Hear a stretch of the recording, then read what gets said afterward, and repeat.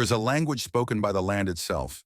It's a language of scars, of old fences that remember forgotten boundaries, of solitary trees that have witnessed generations pass. Most of the time, this language is quiet, telling simple stories of seasons and survival. But every now and then, the land tells a different kind of story, a darker story. It happens when a person impresses their own brokenness onto the earth, when they build a monument not to hope, but to a secret.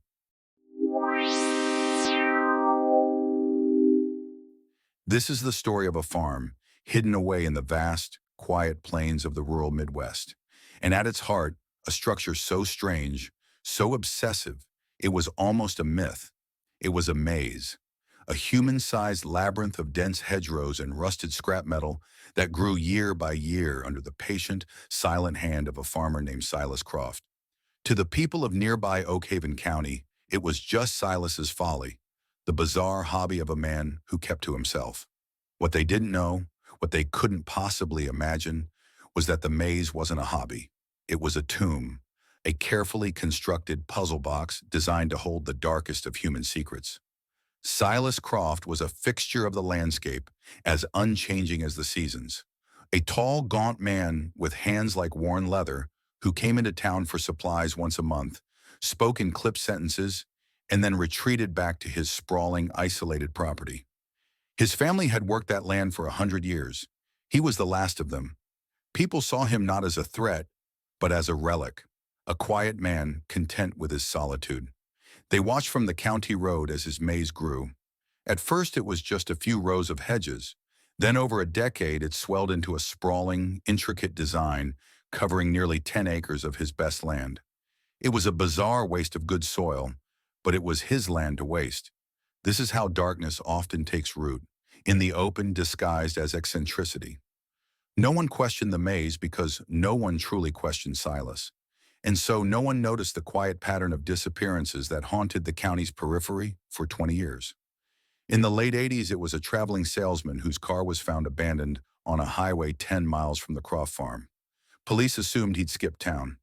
A decade later, a teenage girl, a known runaway, vanished after an argument with her parents. It was a tragedy, but not a mystery.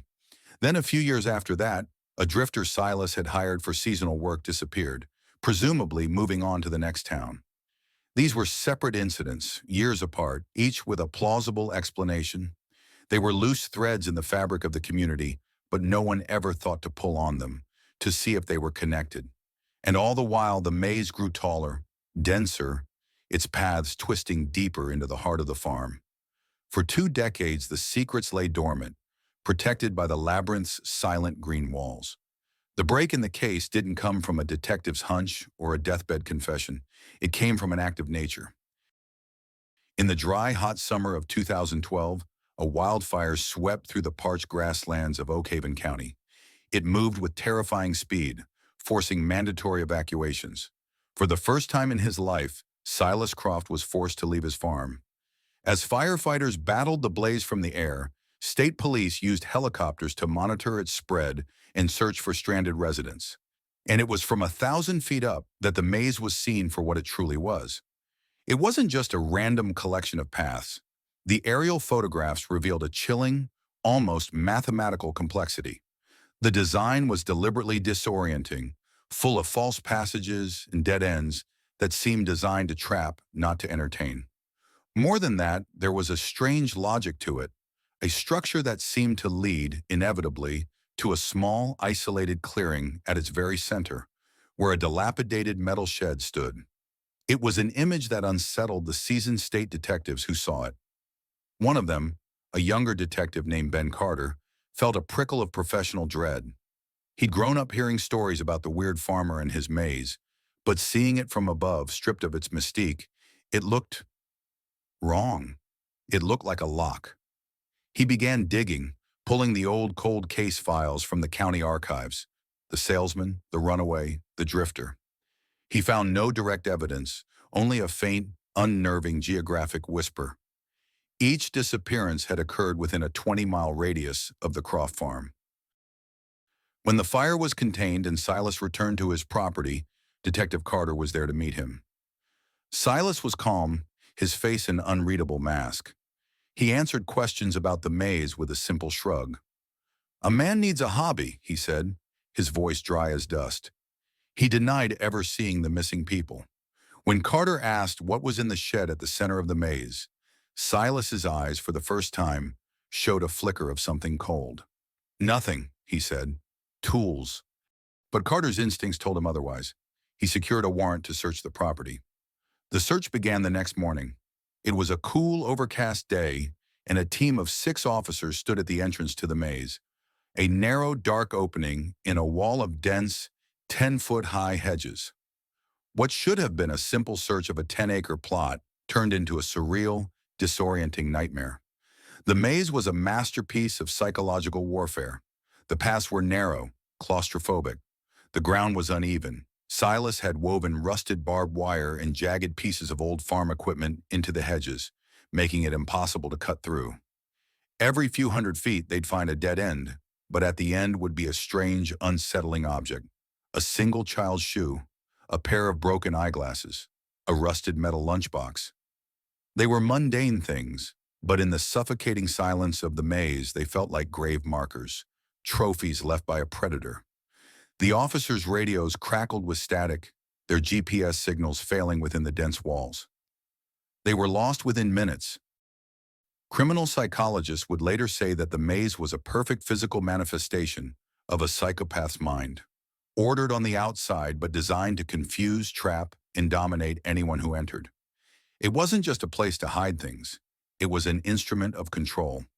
Silas wasn't just a killer. He was a gatekeeper, the minotaur of his own self-built labyrinth.